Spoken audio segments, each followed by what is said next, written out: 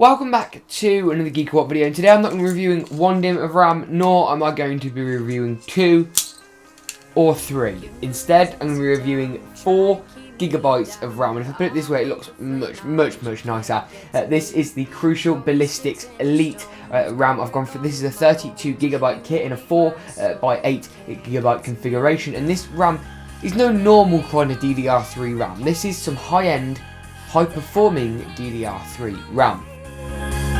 Shoot me down the fire away, but I'm a heavyweight.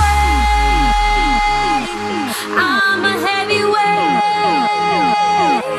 I'm a heavyweight. So as with any product that I review, let's start it off with a physical overview, and I'm going to make notes across the product as I go around. And for the purposes of this, I'm just going to be using a singular DIMM because they're all identical, so there's no point in going over all 4, if you will.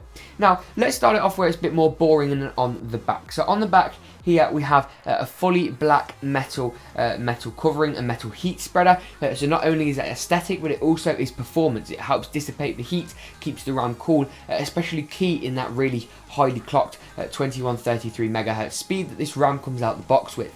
We've got these nice tall heat spreaders here, and these heat fins which are cut out from one another, leaving a gap in between, allowing the heat to better be dissipated. I'm going to get onto that in a moment's time. And if you flip around to the front, we've got a shiny metallic kind of look and finish with the Ballistix Elite shining lovely there, and 2 stickers detailing that it's got no lead and the speed of the RAM, of course, and where it's made, in this case a product of the United States. Now, a couple of other notable things on here. We've got that normal RAM DIMM at the bottom. This is actually your memory here. So this black box here, this black rectangle here, is actually your RAM. That if you took the heat spreader off, your RAM would still work. However, it would overheat and it would end quite badly for you. However, this is actually the RAM chip. All the rest is aesthetic and performance related. Now, it is a nice black PCB, and if I take a look at this, which is a competitor's RAM, the Corsair Vengeance low profile DIMM, you can see here, apart from the size difference being absolutely colossal, you can see that the Corsair Vengeance uses a green PCB, so PC board, whereas this Crucial DIMM uses a black PC board, something which just looks way nicer to have that black PCB. So let's talk a little bit about this heatsink. It's a fully blacked out metal design, and that does add quite a bit of weight to the unit. It's also grooved in the back as well, which just allows for not only a great design, but even a little bit of heat dissipation. Nothing really here in this kind of region is going to make all that much of a difference, because we're not talking that high temperature at all. But you know, every little helps, I suppose, and I suppose you could adopt that attitude.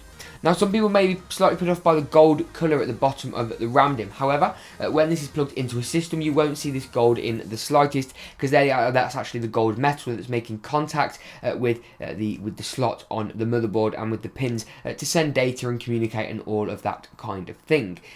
But what good is RAM if you're looking at it and you've not got it in a computer? Because this stuff really is a Google Chrome user's wet dream. So let's plug it in the PC and see how it performs.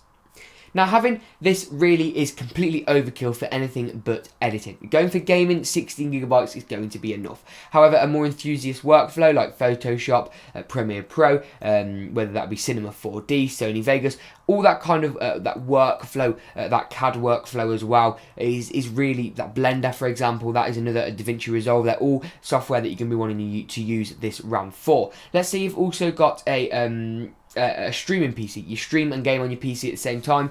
This RAM is going to be a great option. So that's kind of where this RAM is kind of targeted at. But let's sort of address the elephant in the room. This RAM here is DDR3.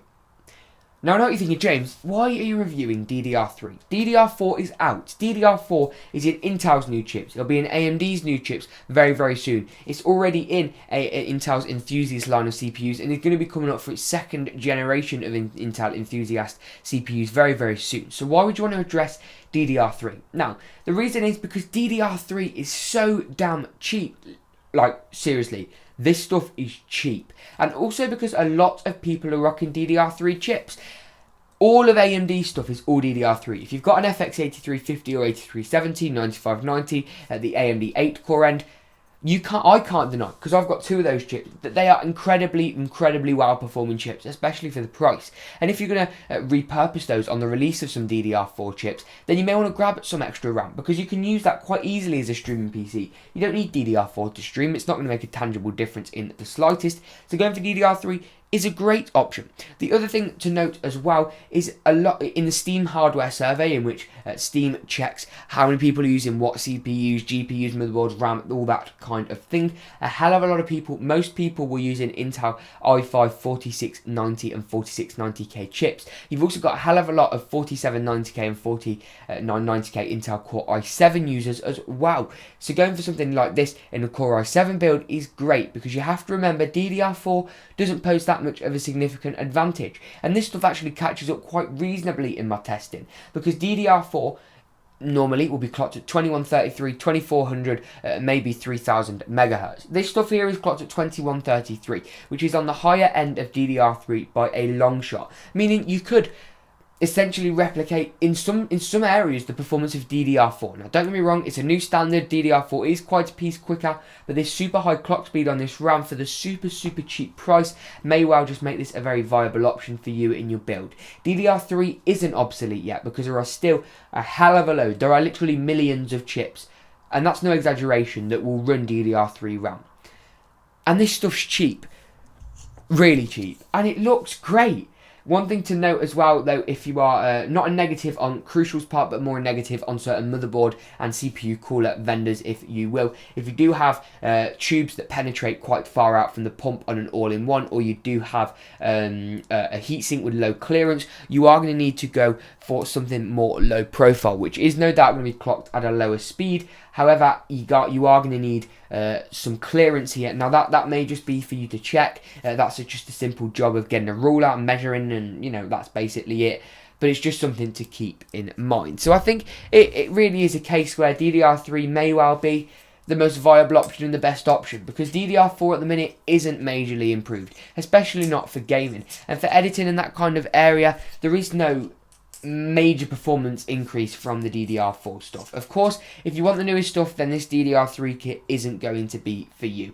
However, 32 gigs of RAM for me was like amazing. Google Chrome didn't complain, but for editing and in all seriousness, this stuff is a great value add-on in addition to your current PC setup. If you did enjoy this video, make sure to drop a like, rating and subscribe. I'll leave Amazon links to this in the description for both UK and US. Remember, if you do click on those Amazon links to buy stuff, I do get a little bit of a kickback as well from your purchases, which just helps the channel out. Thank you very much for watching. Make sure to follow my Twitter at GeekaWhat, and as always, see you in the next GeekaWhat video.